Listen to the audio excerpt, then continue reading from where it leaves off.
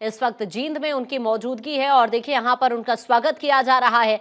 आज देखिए हरियाणा के जींद जिले से प्रधानमंत्री नरेंद्र मोदी बड़ा तोहफा देते हुए, ये उनकी तस्वीरें इस वक्त आप देख रहे हैं। ये देश की पहली हाइड्रोजन ट्रेन है जिसकी सौगात प्रधानमंत्री मोदी की तरफ से यहां पर दी जा रही है। जो तस्वीरें इस वक्त आप अपनी स्क्रीन पर देख रहे हैं, आज का दिन एक नया स्वर्णिम अध्याय लिखने जा रहा है। प्रधानमंत्री मोदी आज यहां, ये देश की पहली हाइड्रोजन ट्रेन है जिसको आप देखिए देश को यहां पर समर्पित करते हुए इस वक्त नजर आ रहे हैं। ये सौगात उनकी तरफ से दी गई है।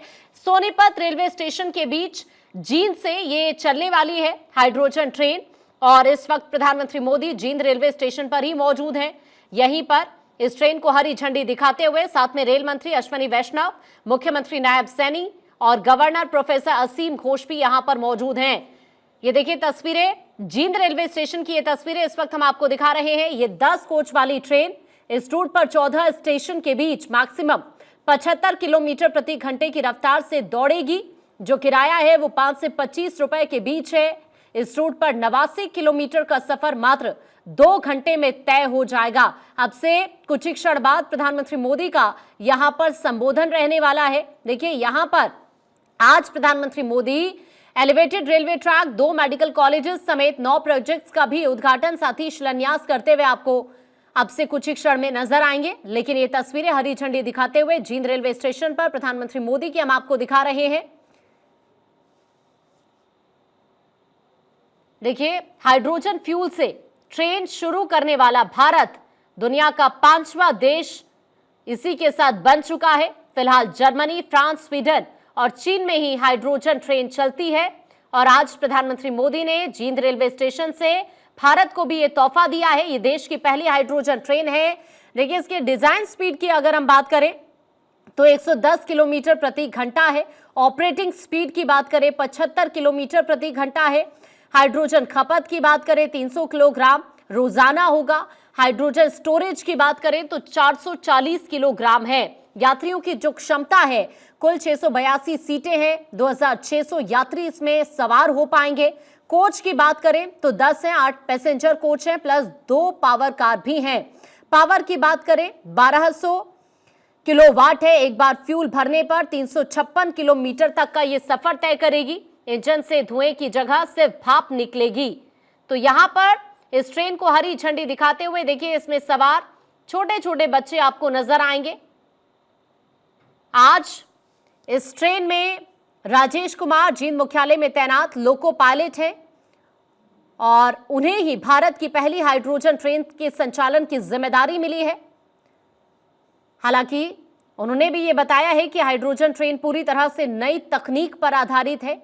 इसमें पावर ट्रेनों की तुलना में ज्यादा पावर है, साउंड प्रूफ है, इससे पर्यावरण में किसी प्रकार का प्रदूषण नहीं होता। अक्षय इस वक्त मेरे सहयोगी जुड़ रहे हैं। अक्षय, इसी के साथ एक नया अध्याय जुड़ते हुए रेलवे के इतिहास में प्रधानमंत्री मोदी यहां पर हरी झंडी दिखाते हुए नजर आ रहे हैं। देखिए प्रधानमंत्री नरेंद्र मोदी ने जींद से हाइड्रोजन ट्रेन को हरी झंडी दिखाई है और निश्चित से कह सकते हैं कि आज का दिन इतिहास के पन्नों में दर्ज हो गया है। भारत की पहली हाइड्रोजन ट्रेन और सोनीपत और जींद के बीच में इसकी शुरुआत निश्चित से कह सकते हैं कि इतिहास रचा गया है। आने वाले समय में उम्मीद की जा रही है कि हाइड्रोजन ट्रेन और भी भारत में चलती हुई दिखाई देगी, खास करके कालका और अन्य क्षेत्रों में भी। निश्चित से कह सकते हैं कि प्रधानमंत्री नरेंद्र मोदी ने इस तरह से खास करके रेलवे को सौगात दी है।